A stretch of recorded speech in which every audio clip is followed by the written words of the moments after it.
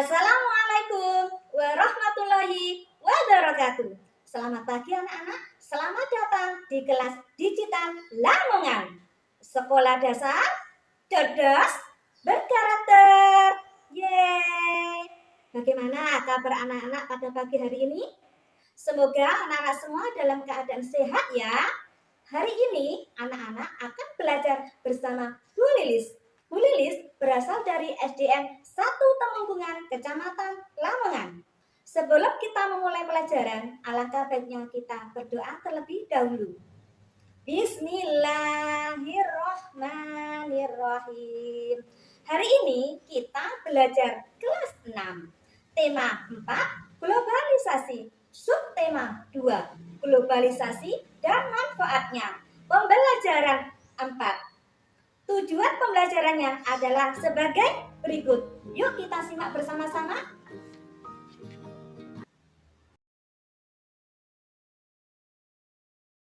Anak-anak hebat, menurut kalian, apakah globalisasi selalu memberikan manfaat yang positif? Apa sikap yang harus kita kembangkan untuk menyikapi era globalisasi Bacalah ini? teks berikut. Globalisasi bermanfaat atau tidak? Apa manfaat globalisasi bagi manusia di berbagai belahan dunia?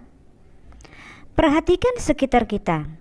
Ketika kita berbelanja di supermarket, kita menemukan berbagai makanan dan barang yang diproduksi di luar negeri. Aneka pasta dari Italia, keju dari Belanda, kursi plastik buatan Tiongkok, atau peralatan dapur produksi Jerman. Apakah makanan dan barang produksi Indonesia juga ada di luar negeri? Tentu saja. Sekarang di negara lain tidak sulit menemukan gudeg dalam kaleng produksi Indonesia. Kain dan perabot hasil karya pengrajin daerah pun semakin terkenal di mancanegara. Kemudahan dalam pertukaran produk merupakan salah satu hal positif dari globalisasi. Perkembangan teknologi dan komunikasi yang semakin canggih menandai dimulainya era globalisasi.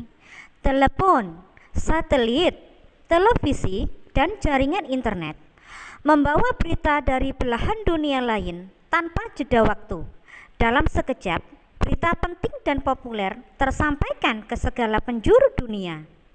Namun, perlu kita waspadai.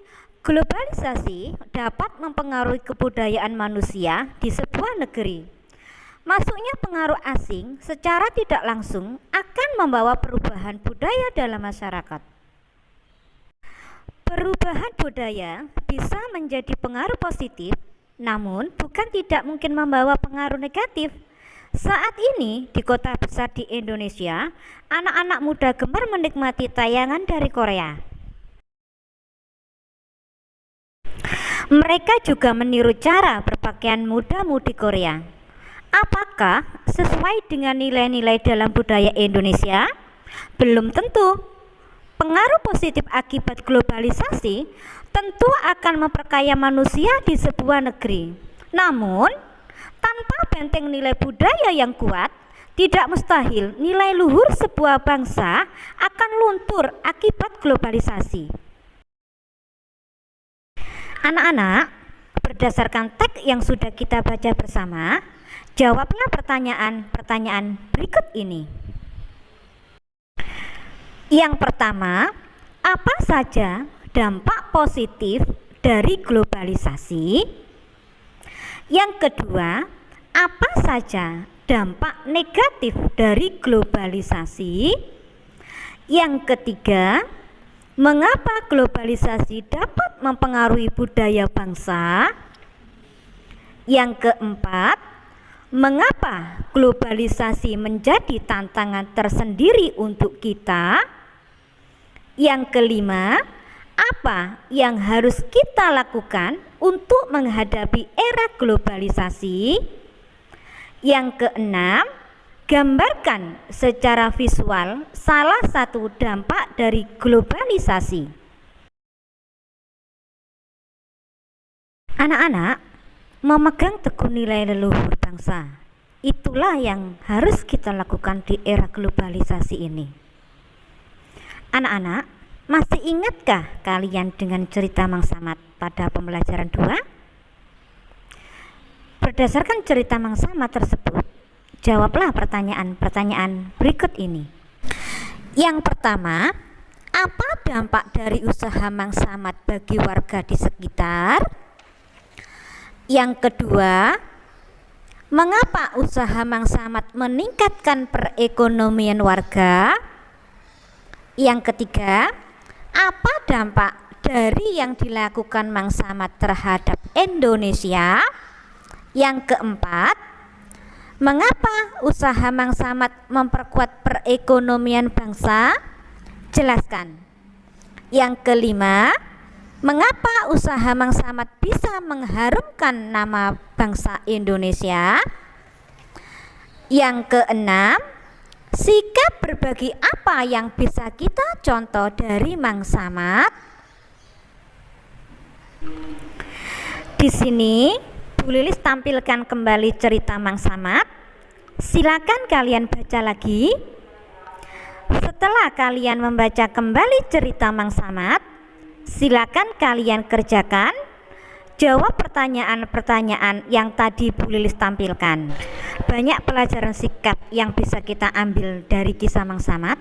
Misalnya, suka bekerja keras, percaya diri, ulet, pantang menyerah, mau belajar dan tidak berpuas diri, mau berbagi dengan orang lain.